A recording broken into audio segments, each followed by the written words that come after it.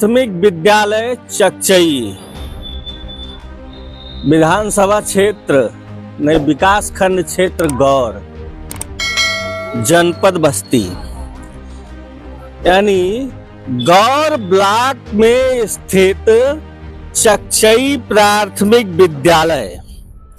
और इस प्राथमिक विद्यालय के चारों तरफ आप कैमरा घुमाकर और हमारे अधिकारियों को दिखाइए कि इस विद्यालय की दशा क्या है, दुर्दशा क्या है।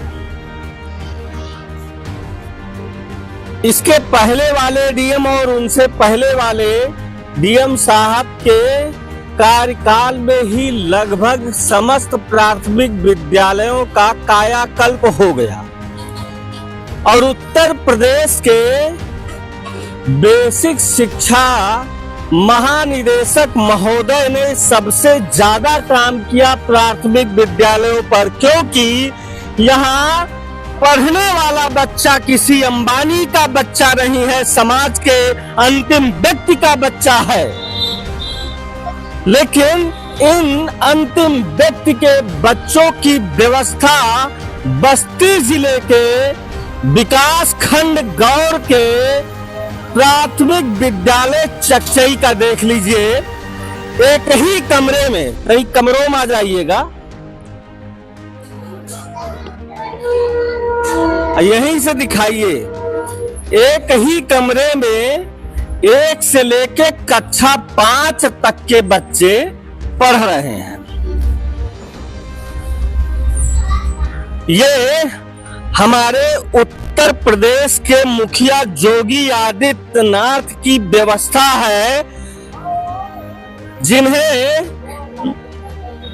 उत्तर प्रदेश की जनता अपनी सारी शक्ति निहित करके लखनऊ तक भेजी है। यह भी विद्यालय है, ये विद्यालय है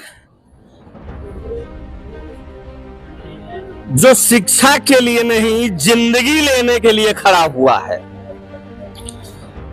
देख लीजिएगा। और बस्ती जिले के जिलाधिकारी महोदय, आप इसको आंख खोलकर देखिएगा कि आप ही के जिले में यह विद्यालय स्थित है और इस विद्यालय में अंबानी का बच्चा नहीं पढ़ता, गांव के राम खिलावन का बच्चा पढ़ता है। गुरुजी, आप यहीं पर पोस्ट है ना? क्या नाम हुआ गुरुजी? अरुण पांडे। तो गुरुजी बताइए कि यह क्लास में कौन कौन क्लास का बच्चा पढ़ रहा है? क्लास 1 से 5 तक। 1 से 5 तक का बच्चा एक ही कमरे में बैठकर, ये बताइए आज तक एक कल्याण काहे नहीं हो पाया? अब हमारे पास जो अधिकार है, प्रार्थना पत्र लिख के अधिकारी को अवगत कराना। अब आगे का काम अधिकारी का होता है। कितने दिनों से आप यहाँ हैं? हम तो 6 साल। 6 वर्षों में आपने कितनी बार प्रार्थना पत्र दिया? अरे बहुत बार प्रार्थना पत्र दिया है, बहुत बार स्वयं भी मिला है। काफी तो रखे हुए हैं, प्रार्थना पत्र रिसीविंग रखी हुई है। लेकिन अभी तक कुछ इसका हुआ नहीं। किसको किसको आपने दिया? डीएम, एसडीएम, बेसिक शिक्षा अधिकारी, हमने सबको दिया है। कलेक्टर साहब आपके यहाँ भी जा चुका है और यहाँ के तहसील के जो उप जिलाधिकारी महोदय हैं उन तक जा चुका है। बस्ती जिले के बेसिक शिक्षा अधिकारी तक जा चुका है, लेकिन यहाँ अभी तक कोई कल्याण इस विद्यालय का हो नहीं पाया। भैया आप यहीं गौवा के हैं? अच्छा, देखने आए थे का? अरे आइए आइए, यहीं गाँव के हैं? क्या नाम हुआ है? अमन शुक्ला। तो अमन भाई, आप जब इस गांव के हैं तो इस विद्यालय में बचपन में पढ़े थे कि नहीं? बचपन में तो पढ़े थे। हाँ। ऐसे रहा है? नहीं, पहले उधर था, वो जो है उधर बना था वो जो है उधर। और अब जो है वो भी टूट गया है। बाबू जी कहाँ पढ़े थे? यहीं पढ़े थे। बाबा भी हमारे यहीं पढ़े थे। लगभग कितना पुराना ये विद्यालय होगा? कम से कम 80 साल पुराना तो होगा ही। 80 साल पुराना होगा भैया? हाँ, 80 साल। गुरुजी आप बताइए, आप तो यहीं हैं लगभग। ये 100 साल से ऊपर हो गया विद्यालय। सैकड़ों वर्षों से ऊपर इस विद्यालय को हो गया और इसी गांव का कितना बाबा दादा लोग पढ़ के कलेक्टर, डिप्टी कलेक्टर और तमाम जगहों पर चले गए, लेकिन इस विद्यालय का कल्याण नहीं हो पाया। इस विद्यालय में पढ़ने वाले लोगों का तो कल्याण हो गया, लेकिन कल्याण तो हो गया क्योंकि जब ये विद्यालय बना, आप बता रहे हैं कि पहले विद्यालय इधर हुआ करता था, लेकिन जैसे जैसे जर्जर होता गया, बिल्डिंग गिरती गई, वैसे वैसे एक जगह पर ये देख लीजिए, यही अंतिम इसका बचा हुआ है। यानी अब की बार जब ये ढह जाएगा, ये गिर जाएगा, तो उसके बाद यहाँ के बच्चे, रसोई देख लीजिए, ये यहाँ की रसोई है क्योंकि और कोई कमरा है नहीं, तो खुलेआम बच्चों का खाना बनाया जाता है यहाँ पर। और हमारे बस्ती जिले के अधिकारियों की निगाह इस विद्यालय पर नहीं जा रही है। अच्छा, आप रसोईया हैं? जी सर। तो ये सब कहाँ धरती है? इसी कमरे में। अच्छा, यही में बच्चा भी पढ़ता है, इसी में रसोई भी है? सब कुछ है। यही कमरा बच्चों के पढ़ने वाला भी है और यही कमरा रसोई वाला भी है। यानी हाँ भैया, 2 आंगनबाड़ी केंद्र भी है यही। हाँ। अच्छा, ये दो आंगनबाड़ी केंद्र जी। अरे कलेक्टर साहब, ध्यान धरिए, कितना भार इस एक बिल्डिंग पर लाद देंगे महाराज। एक बिल्डिंग पे इतनी जिम्मेदारी दिए हैं, आखिर कब तक इस भार को सह पाएगा। और अंतिम बचा हुआ है, इस खानदान का अंतिम चिराग यही है बिल्डिंग। अगर यह बिल्डिंग गिर गई तो यहाँ का बच्चा नहीं पढ़ पाएगा। ये भैया ही बताइएगा, ये ग्राम सभा में मतलब यहाँ कई गांव के लड़के आते होंगे? 2 गांव। अच्छा, हाँ कितना? हाँ 4 गांव के लड़के हैं। अच्छा, 4 गांव का बच्चा यहाँ पर? 4 गांव के बच्चों की जिम्मेदारी। और वो बच्चे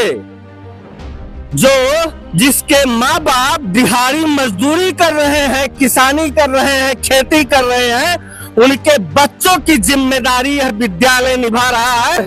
निपटने उपटने कहा जाते हैं सब लोग। अब हम लोग तो किसी तरह एडजस्ट कर लेते हैं, बच्चे तो खेत वोत में चले जाते। अरे महाराज, ऐसे कैसे एडजस्ट कर लेंगे? वो चीज कौन रोक पाता है?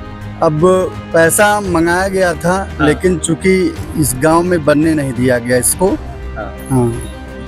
क्या नाम है आपका? यही गांव का है? जी, हमारा नाम विवेक शुक्ला है, हम इसी गांव से हैं। हाँ। और इस पे हम लोग कई बार वीडियो सब सोशल मीडिया पे बना के डाल भी चुके हैं। हाँ। ये आप सामने एक बिल्डिंग देख रहे होंगे, करीब ये 70-75 साल पुराना बिल्डिंग है। और यहाँ से करीब सैकड़ों मास्टर, कर्मचारी, अधिकारी सब बन के निकले हुए हैं, और उसके बावजूद किसी का ध्यान यहाँ नहीं जा रहा है।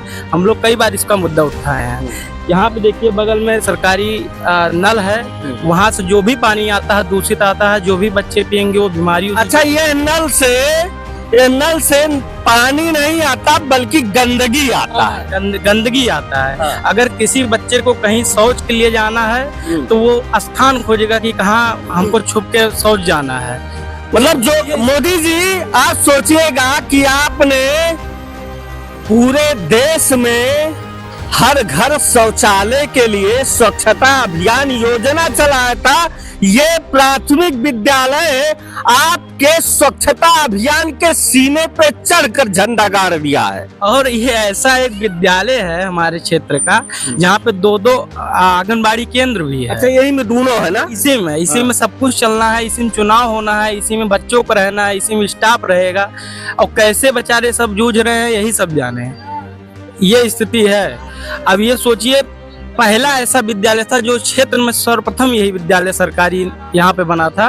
और अब ये है कि यहाँ पे कोई पूछने वाला नहीं है। बच्चा आए तो बैठे कहाँ? ये 2 बिल्डिंग हैं, सब कुछ जर्जर हो चुकी हैं। इसका मेंटेनेंस के लिए, इसके शौच के लिए किसी का भी निगरान नहीं है यहाँ पे।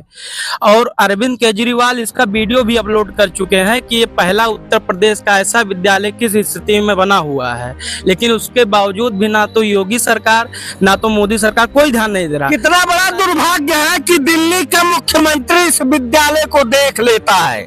दिल्ली का मुख्यमंत्री इस विद्यालय के वीडियो को शेयर कर देता है, लेकिन उत्तर प्रदेश के मुखिया तक इसकी वीडियो नहीं जाती है, इसकी स्थिति नहीं जा पा रही है। जी जी जी। अब बताइए कि समाज की गंदगी जो है, व्यवस्था जो है, वो सब कुछ शिक्षा से ही है। अगर शिक्षा रहेगा तो सब कुछ सही रहेगा।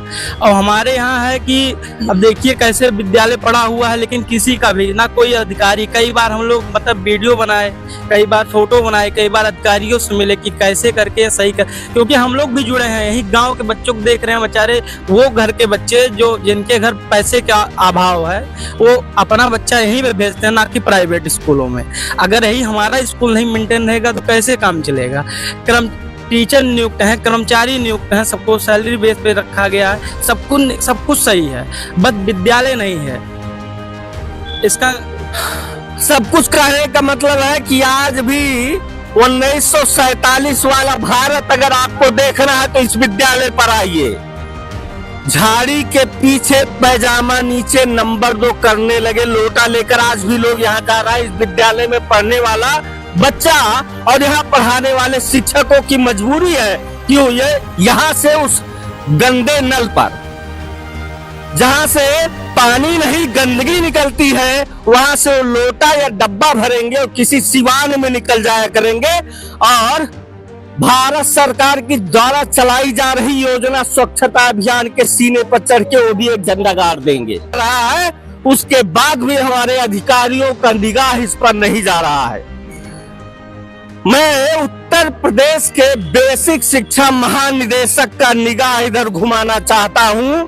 मैं उत्तर प्रदेश के मुखिया योगी आदित्यनाथ जी से निवेदन करना चाहता हूं कि ये लोग जब आपका चुनाव होता है तो सारा काम छोड़कर सबसे पहले अपनी शक्ति आप में निहित करने के लिए लाइन में जाकर सुबह 7 बजे से खड़े हो जाते हैं। कम से कम इनकी शक्तियों का दुरुपयोग ना हो तो मैं आपसे हाथ जोड़ूंगा योगी जी, कम से कम कल्याण कर दीजिए इस ब्लॉक के ग्राम सभा चकचई के प्राथमिक विद्यालय का। कम से कम यहाँ राम खिलावन का बच्चा भी कलेक्टर बनने की सोच अपने अंदर पैदा कर सके। और भारत के मुखिया नरेंद्र दामोदर दास मोदी जी, आप जब मंच पर खड़े होते हैं तो आपके आंखों के सामने सबसे पीछे कंधे पर गमछा रखा हुआ आदमी होता है। दरअसल यहाँ पढ़ रहे बच्चे उसी गमछा वाले के हैं। आंख से आंसू आपको उस गर्मी में आता है, लेकिन इस विद्यालय को देखकर लोगों का कलेजा फट जाना चाहिए, आपके अधिकारियों का कलेजा फट जाना चाहिए, लेकिन नहीं फटेगा क्योंकि उनका बच्चा किसी प्राथमिक विद्यालय में नहीं प्राइवेट विद्यालय में पढ़ रहा होता है, जहां एसी लगी हुई होती है। यहाँ तो पंखा भी इन बच्चों को नसीब नहीं हो रहा है। मैं बस्ती जिले के कलेक्टर साहब से हाथ जोड़कर निवेदन करूंगा कि एक बार आप यहाँ पर आइए, यहाँ की दशा देखकर जाइए और अपने अधिकारियों को आदेशित करके जाइए कि इस विद्यालय की स्थिति को बदले, इस विद्यालय का भी कायाकल्प करें। टाइल बाउंड्री छोड़ दीजिए, बिल्डिंग ही नहीं है। हर विद्यालयों में टाइल का आदेश आता है, बाउंड्री का आदेश आता है,